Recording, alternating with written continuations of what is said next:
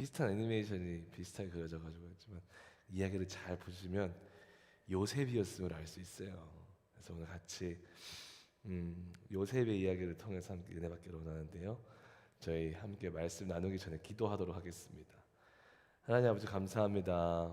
오늘 이 아침에도 정말 주님의 그 임재를 사모하는 마음으로 정말 주님과의 교제를 사모하는 마음, 또 주님께 우리들의 삶을 올려드리고자 하는 그 아름다운 마음을 가지고 주님 앞에 나왔습니다.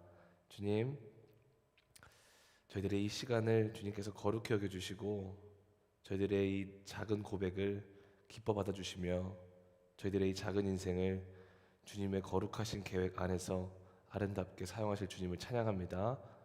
저희의 모든 것을 주님의 손에 올려드리겠사오니 주님 저희들을 주장하여 주시옵소서. 영광 홀로 받아 주시옵소서. 감사합니다. 예수님의 이름으로 기도드렸습니다.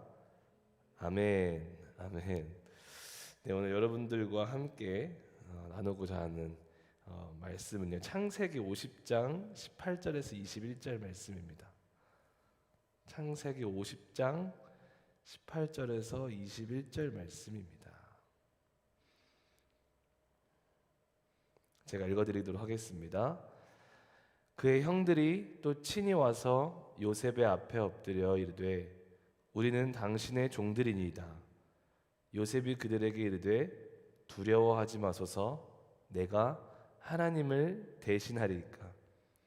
당신들은 나를 해하려 하였으나 하나님은 그것을 선으로 바꾸사 오늘과 같이 많은 백성의 생명을 구원하게 하시려 하셨나니 당신들은 두려워하지 마소서. 내가 당신들과 당신들의 자녀를 기르리이다 하고 그들을 간곡한 말로 위로하였더라. 아멘. 우리가 신앙생활을 했다면 한 번쯤은 들어봤을 설교, 그 인물 요셉입니다, 여러분. 오늘 우리가 함께 나누고자 하는 본문 말씀의 주인공은 요셉입니다. 오늘 함께 나누고자 하는 이 은혜의 말씀의 주제를 이렇게 정해봤어요. 어제 올려드렸지만 따라해볼까요? 오늘 나의 하루, 주님 손에 들려진 퍼즐 조각. 아멘이시죠? 네. 다른 누군가가 아니라 오늘 나의 삶은 내 삶이 아니라 주님 손에 들려진 퍼즐 조각이 되기를 소망합니다. 이 아침에 우리가 이 요셉의 삶을 들여다봄을 통해서 오늘 우리의 하루하루의 삶이 그 삶의 상황과 삶의 모습, 상태가 어떠하든지 간에 어떠한 모습이든지 간에 그 거룩하신 하나님의 그 거룩하시고 위대하신 계획에 사용되어지고 있는 아름다운 퍼즐 조각임을 믿습니다. 아멘. 여러분, 저 지난번에 그 보현 강사님 집에 보면은 아직도 다 못 맞추신 것 같아요. 큰 퍼즐 조각이 있습니다. 퍼즐 조각이 아니라 퍼즐이 있어요. 진짜 크거든요. 딱 그 박스에 보면은 그 전체 그림이 나와요. 너무 멋있더라고요. 어떤 그림인지 제가 잘 모르지만 너무 멋있는 어떤 퍼즐이었습니다. 그런데 여러분, 퍼즐이라는 거에 있어서 중요한 게 뭐냐면 그 전체 그림, 완성된 퍼즐, 그 모습도 중요하지만 그것만큼 중요한 게 뭔지 아세요, 여러분? 뭘까요? 조각인 거예요. 전체 완성된 퍼즐이, 그 그림이 완성본도 중요하지만 그거 나름대로의 의미가 있지만 그 전체 완성된 그 완성본을 가능하게 하는 그 조그만한 피스 하나, 조그만한 퍼즐 조각 하나가 그 전체 완성본만큼의 의미가 있는 거예요. 그만큼 중요한 것입니다. 그래서 여러분, 오늘 우리가 결론부터 말씀드리자면 오늘 나의 삶 있잖아요. 여러분들의 삶이 있잖아요. 어떠한 모습이든지 간에 내가 내 눈으로 바라봤을 때 너무 연약해 보이고 가치 없어 보이고 절망스러워 보이고 힘들고 좌절할 내용이 너무나도 많지만 하나님 눈으로 보시기에는 오늘 나의 하루가, 여러분들의 하루가 너무나도 귀한 것이라는 것입니다. 너무나도 귀한 주님이 필요하시는 그 퍼즐 한 조각이라는 것입니다. 할렐루야. 절대로 없어서는 안 된, 절대로 없어서는 안 될 그런 하루가 오늘 나의 하루가 되기를 소망합니다. 오늘 나의 삶이 주님이 사용하시는 퍼즐 한 조각이라면 그게 어떠한 모습이든지 간에 여러분, 그 자체로 나의 삶은 고귀하다라는 것을 깨달았으면 좋겠습니다. 아름답다라는 것을 깨달았으면 좋겠습니다. 너무나도 고귀하고 아름다운 내 하루라는 거예요. 요셉을 들여다보면서 나의 이 오늘이라는 시간, 나의 오늘이라는 나의 삶이 정말 가치 있게 되기 위해 우리가 어떠한 자세로 또한 오늘을 살아내야 되는지를 함께 나눠보고자 합니다, 여러분. 성경을 우리가 보게 되면 또는 내 주변의 지인이라든지 많은 간증들이라든지 또는 내 삶을 그냥 들여다봐도, 우리 삶을 들여다봐도 하나님께서 때로는 우리의 지식과 우리의 이치로 이해할 수 없고 때로는 납득할 수 없는 방법으로 사람의 그분의 계획과 목적을 따라서 그 사람의 인생을 인도하는 것을 많이 경험할 때가 많아요. 그렇죠? 그냥 다른 거 안 봐도 우리 스스로만 봐도 그럴 때가 참 많잖아요. 분명히 나는 내가 생각했을 땐 이렇게 나아가야지, 이 길이 옳은 것 같은데 하나님은 다른 방법을 제시하실 때가 많다는 거예요. 혜린 사모님 웃고 계시는데 왜 웃는지는 모르겠어요.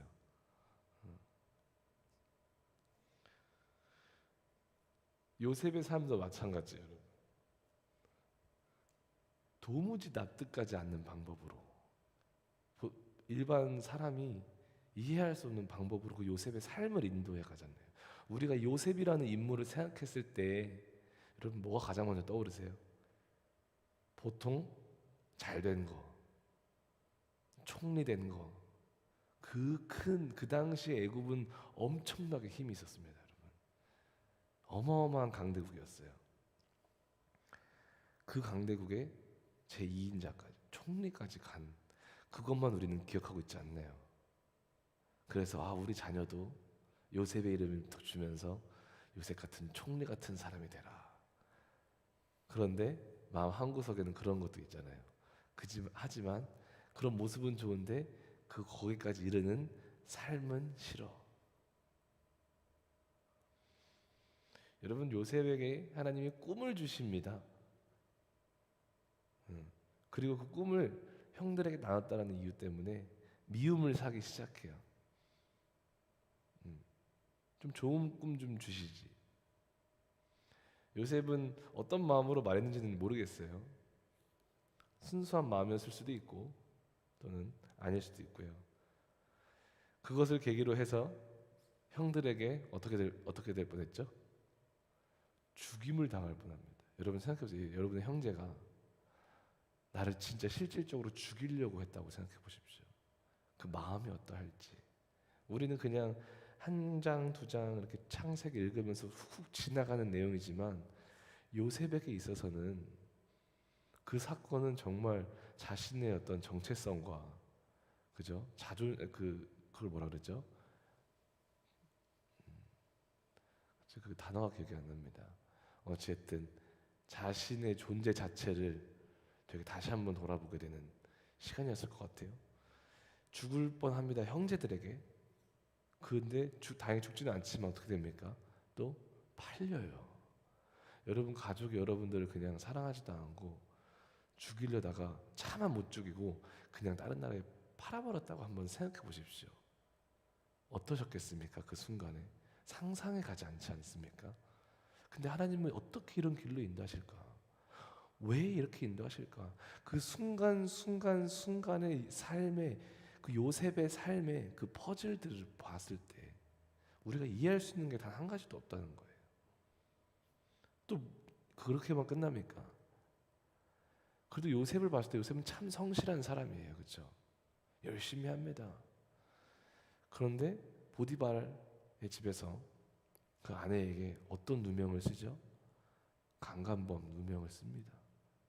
정말 자기 잘못한 거 하나도 없고 정말 하나님 앞에 성실하게 다 그거를 대처를 잘해서 갔지만 결국에는 강간 누명을 쓰고 감옥에 갑니다.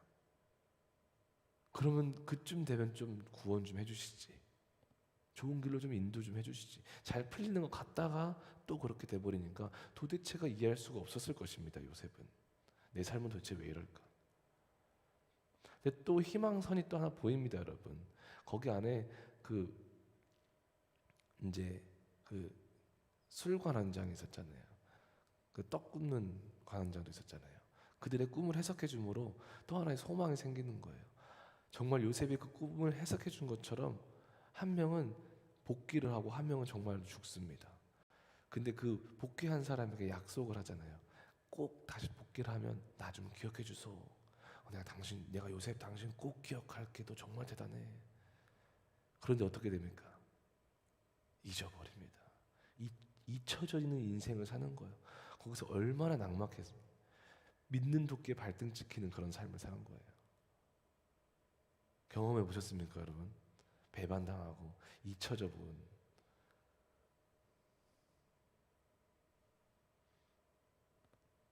어떻습니까, 여러분? 꿈을 주신 하나님이셨어요, 요셉에게. 그 꿈이 가짜였을까, 여러분? 지금 딱 이 순간까지 요셉은 그 꿈이 진짜 하나님이 주신 꿈이다, 반드시 이루어질 것이다 라는 것을 인정할 수 있었을까요? 내가 요셉이었다면, 여러분들이 요셉이었다면, 우리 하나님은 이미 아브라함에게 주신 약속을 신실하게 요셉이라는 그 한 사람의 인생을 통해서 아주 아름답고 위대하게 이루어가고 계셨습니다. 그건 확실합니다. 지금 우리는 그걸 알 수가 있습니다. 그러나 이러한 그 요셉의 삶의 각각의 사건 전개에서 그 하나하나의 사건과 그 현상을 바라볼 때 저희 또는 더 나아가 요셉은 그 안에서의 어떠한 좋은 의미를 발견하기란 쉬워 보이진 않습니다. 정말 어려웠을 것 같아요. 아니, 불가능한 것처럼 보이죠. 여러분, 이 삶의 모습을 우리 삶에도 대입해야 됩니다. 여러분, 오늘 나의 삶을 여러분 돌아보기를 소망합니다. 오늘 나의 삶이 하루하루의 나의 삶, 지금 일어나고 있는 어떤 부정적인 현상들과 어려움들과 눌림들을 봤을 때에는 그 안에서 좋은 것을 찾을 수 있는 그런 방법이 없어요. 때로는 너무 낙심되고 너무 어렵고 불안하고 미래가 없어 보이잖아요. 한 번도 경험하지 못한 시대에 살고 있잖아요. 그렇죠?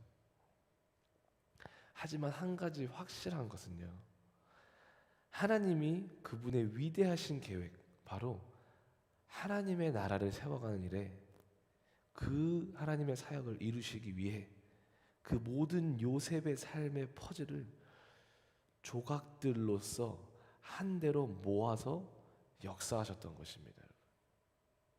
그 요셉이라는 삶의 매일매일의 삶의 퍼즐을 통해서 하나씩 하나씩 맞춰가셨던 거예요. 그리고 결국에 하나님이 그리셨던 그 거룩하신 계획을 이루어내셨던 거예요. 요셉을 통해서 족장 시대가 끝납니다. 근데 요셉을 통해서 결국 야곱의 가족, 하나님이 약속하신 그 아브라함의 자손들이 어디로 들어가게 됩니까? 애굽에서 살기 시작하는 거예요. 여러분, 이 야곱의 가족이, 이 요셉의 가족이 애굽에서 살기 시작한다는 것은요, 우리로서는 이해할 수 없는 하나님의 엄청난 계획이 들어있는 거예요. 하나님의 뜻이 있었던 거예요. 거기에는 우리가 봤을 때는 말도 안 되는 거예요. 어떻게 이렇게 인도를 할 수 있지? 야곱의 가족을 애굽으로 인도하신 것은 하나님의 뜻이라는 것에 명백하다. 책을 하나 읽어드리는 거예요. 제가 읽고 있는 책 중에 애굽에서는 목자들을 가증히 여긴다고 합니다. 그러니까 야곱 가족은 목자들이었잖아요. 양을 치는 사람들이었던 목축업을 했단 말이에요. 그래서 목축에 종사하는 야곱과 그의 후손들은 애굽에 있는 시간 동안에는 거룩하다기보다는 그 애굽 사람들로부터 구별되어 있을 수 있었다는 거예요. 왜냐하면 애굽에서는 목자들을 가증 여겼기 때문에 상종을 안 한다는 거예요. 즉 자연적으로 상호 결혼의 장벽이 있게 되는 거예요. 그 종족이 섞이지 않는 거예요. 근데 가나안에서 애굽으로 온 거잖아요. 근데 다시 약속의 땅인 가나안으로 가는 거잖아요. 결국에는. 근데 가나안에서는요 이미 그곳 사람들과 상호 결혼이 이루어졌었다고 합니다. 그래서 그곳에 계속 살게 되면 더욱더 하나님의 택하신 백성들과 그 이방 사람들의 혼혈이 생겨버리는 거예요. 섞이기 시작하는 것입니다. 상호 결혼이 증가하게 됩니다. 그렇게 되면 결국에 구별된 백성이 아니라 가나안 족속과 혼합 민족이 된다는 거예요. 가나안 그 우상 종교와 그 타락한 관습과 문화들과 하나님의 택하신 거룩한 민족들이 섞여버린다는 거예요. 하나님은 이미 이런 것들이 다 있었어요. 계획 안에. 그리고 애굽에는 숫자적으로 증가하는 데 필요한 훌륭한 생활 조건, 그 당시에 어마어마한 문명이 있었습니다. 물질적 자원이 있었습니다. 고센 땅은 비옥하였으며 나일강의 정기적인 범람으로 충분한 식량을 공급할 수가 있었다. 또한 그때 애굽은 세계적인 문화 발전을 이루는 곳이었다. 그러니까 하나님이 보시기에 내 백성이 하나님이 아브라함에 약속하신 그 꿈을 이루기 위해서요. 여러분 430년 동안에 71명이 몇 명이 됩니까? 200만 명이 됩니다. 어마어마한 숫자가 되는 거예요. 그 하나님의 그림을 이루어가기 위해서 요셉의 하나하나의 삶이 퍼즐 조각처럼 사용되었다는 거예요. 아무리 우리가 봤을 땐 이해가 되지 않아도. 아멘. 요셉의 그 삶의 퍼즐 조각이 없었다면 지금 이 하나님의 그림도 있을 수가 없다라는 거예요. 지금 여러분들의 삶이 없다면 하나님이 지금도 그리고 계시는 그 하나님의 구속사적인 하나님의 나라가 이 땅에 세워지는 그 하나님의 거룩하신 그림이 가능하지 않다라는 것입니다. 그렇기 때문에 오늘 여러분들의 삶은 너무나도 귀하고 거룩하다라는 것을 우리가 알아야 돼요. 아멘? 왜냐하면 하나님 손에 들려진 뭐라고요? 퍼즐 조각이기 때문에 그래요. 그 어떤 것보다도 전체 그림만큼 중요한 나의 그 하나의 오늘이라는 삶.